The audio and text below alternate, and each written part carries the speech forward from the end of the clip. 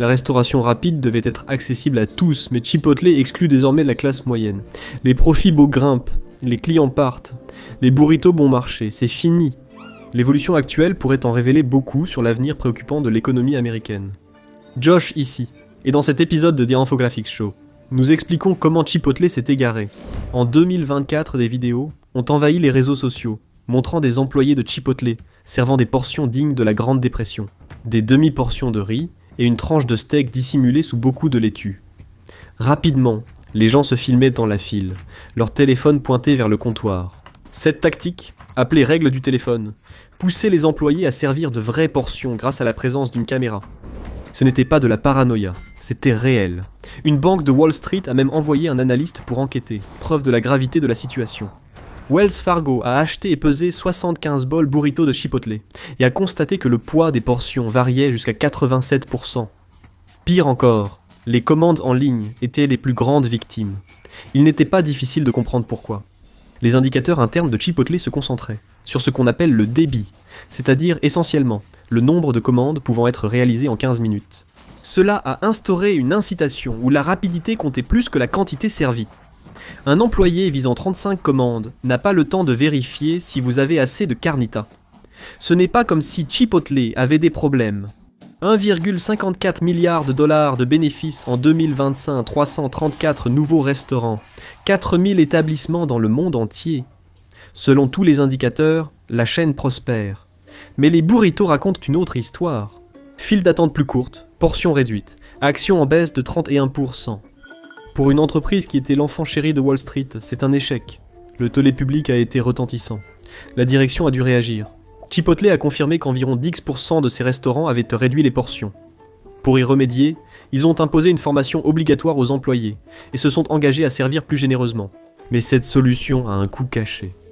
Au lieu d'employer du personnel, l'entreprise a investi une partie de son fonds d'investissement de 100 millions de dollars dans des startups de robotique pour automatiser le contrôle des portions. La McLean automatisée assemble les bols et les salades pour les commandes en ligne, en distribuant exactement la même quantité de chaque ingrédient à chaque fois. Donc une victoire pour le client, non? Pas exactement. Les robots assurèrent la régularité, mais les portions coûtaient à l'entreprise. Plus il y avait de nourriture, plus le coût grimpait. Qui payait? Vous, le consommateur. Chipotle a augmenté ses prix. Un déjeuner à 7 $ coûte désormais entre 12 et 16 $. La génération TikTok, qui réclamait des burrito bowls correctement garnis, ne peut plus se les offrir. Lorsque les prix ont augmenté et que les files d'attente sont devenus un champ de bataille, les clients ont fait ce que font les consommateurs modernes. Ils se sont tournés vers l'application. L'application Chipotle, disponible depuis des années, facilite la commande en évitant la file, en personnalisant les plats et en cumulant des points de fidélité. Ce fut un court instant de victoire pour tous. Les clients gagnaient en rapidité. Chipotle optimisait ses processus grâce aux données de commande. Mais autre chose s'est produite dans l'application. Ce que le siège a vite remarqué. Debout au comptoir face à un employé, la dynamique sociale s'installe. Personne ne veut lésiner devant quelqu'un qui le fixe. Le contact visuel, la présence, le jugement silencieux poussent à servir plus de nourriture. Commander en personne vous protégeait. L'application a supprimé cela. Les clients ne voyaient plus la préparation de leur nourriture, sans aucun contrôle visible. Avec des robots. McLean amélioré préparant spécifiquement les commandes en ligne. L'entreprise a bouclé la boucle. Une machine distribue des quantités programmées. Le client ne voit jamais cela se produire. Quand le bol arrive sur l'étagère et que le couvercle est enlevé, la transaction est déjà finie.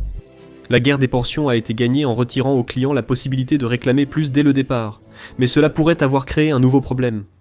Début 2026. Les conséquences se sont reflétées dans la fréquentation.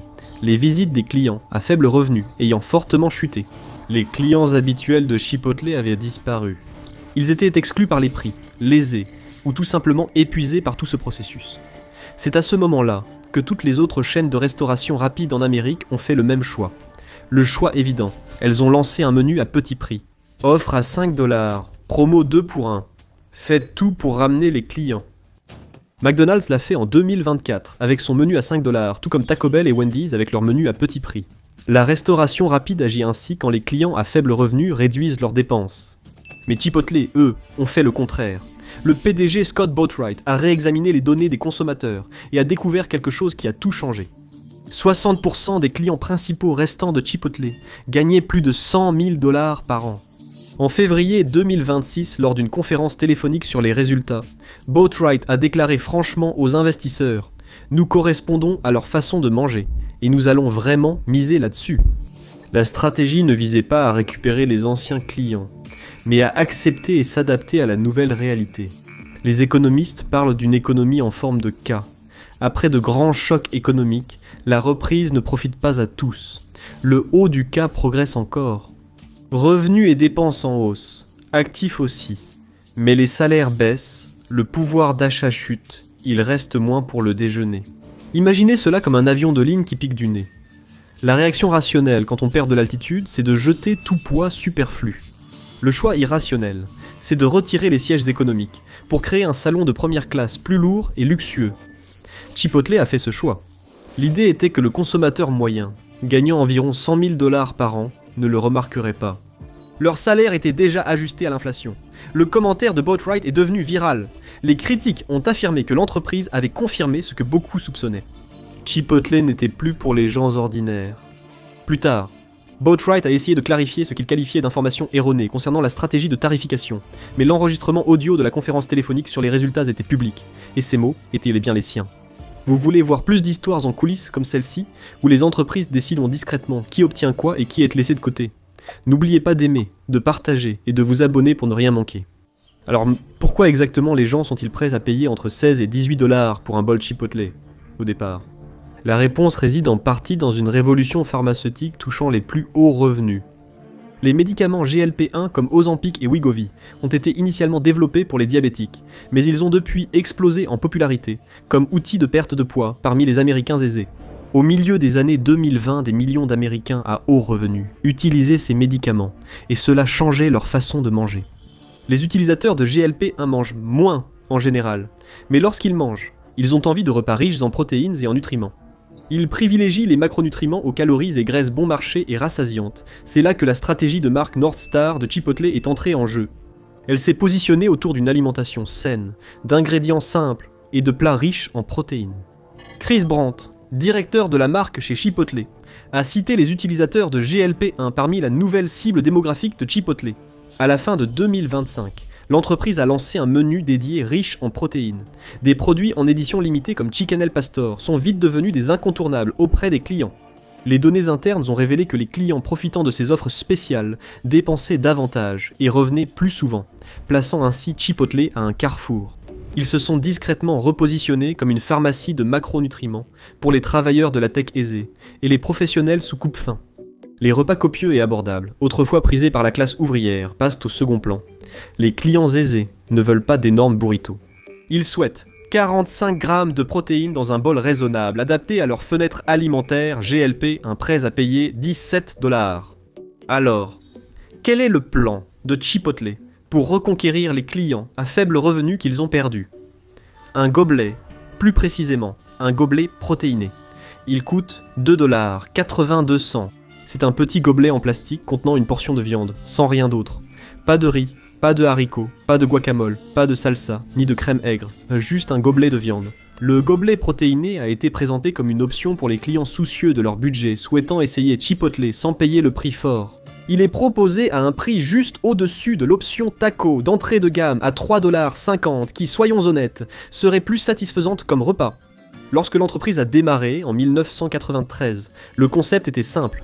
Vous pouviez obtenir un repas fait main, personnalisable, préparé avec des ingrédients sains et issus d'un approvisionnement responsable, à un prix raisonnable. Plus de 30 ans plus tard, vous pouvez obtenir un gobelet de viande pour 3,82 $. En accompagnement, le gobelet protéiné n'est pas une porte d'entrée dans l'expérience Chipotle.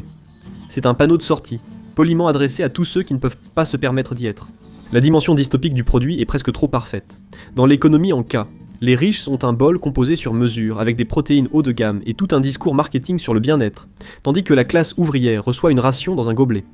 Quand le journaliste a demandé à Boatwright si Chipotle proposerait une formule économique à la McDonald's pour regagner les clients à faible revenu, sa réponse était éloquente. « Je ne veux pas dévaloriser notre offre principale », a-t-il dit. « Cela n'a tout simplement pas de sens pour nous.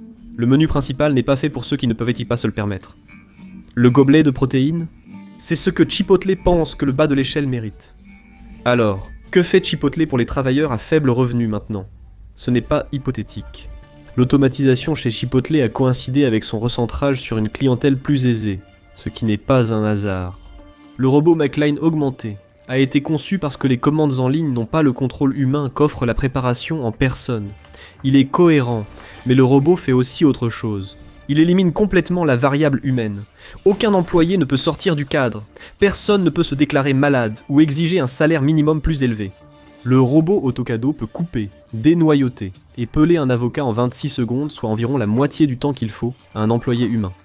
Chipotle utilisant plus de 5 millions de caisses d'avocats par an, l'impact de cette machine sur la main-d'œuvre est important. Ces machines ont été installées en Californie après l'instauration en 2024 d'un salaire minimum de 20 $ de l'heure pour les employés de la restauration rapide. Chipotle a réagi en augmentant ses prix de 6,5% à 7%. En introduisant des robots pour éplucher les avocats, Chipotle peut réduire le nombre d'employés nécessaires dans ses restaurants. La suite devrait être évidente. Une chaîne de production automatisée, gérant les commandes en ligne pour des clients aisés, n'a presque pas besoin de travailleurs au salaire minimum dans le restaurant. Le client passe commande sur son téléphone. Un robot prépare la nourriture. Un seul employé surveille et remet les sacs au client. La classe ouvrière n'en a plus les moyens, à la fois comme consommatrice et comme employé. Chipotle lance ce modèle, combinant restauration rapide, expérience riche en protéines, compatible GLP-1 et entièrement numérique pour sa clientèle principale et aisée. Un modèle géré surtout par des robots et algorithmes, avec une portion de protéines à 3,82 $ pour ceux qui ne suivent pas. Wall Street parlera d'efficacité, d'expansion des marges et dira que c'est l'avenir du fast casual. Ce qui rend le programme de Chipotle digne d'être étudié, ce n'est pas qu'il échoue, c'est qu'il réussit. Dans un domaine bien différent de celui d'origine. Certains diront que l'entreprise a perdu le fil, mais ce n'est pas un accident. Demandez à Chipotle et ils vous diront qu'ils ont intentionnellement réécrit l'histoire et qu'ils contrôlent le récit. Ils savent exactement qui est écarté et ils ne sont pas les seuls. Cette stratégie visant les clients les plus rentables, en construisant pour eux et en excluant les autres, se diffuse dans la restauration, le commerce, la santé et même le logement. La restauration rapide devait être le grand égalisateur économique. Le même burger ou burrito pour tous. Le fait qu'il soit désormais soumis à un filtre par l'argent en dit long sur le véritable seuil minimal de la vie économique américaine. Donc, si la stratégie de Chipotle consiste à s'adresser principalement aux 60% des personnes les mieux rémunérées, cela soulève une question plus large. De combien avez-vous réellement besoin pour vivre confortablement ? Découvrez combien d'argent chaque génération juge nécessaire pour être heureuse, ou cliquez sur cette vidéo.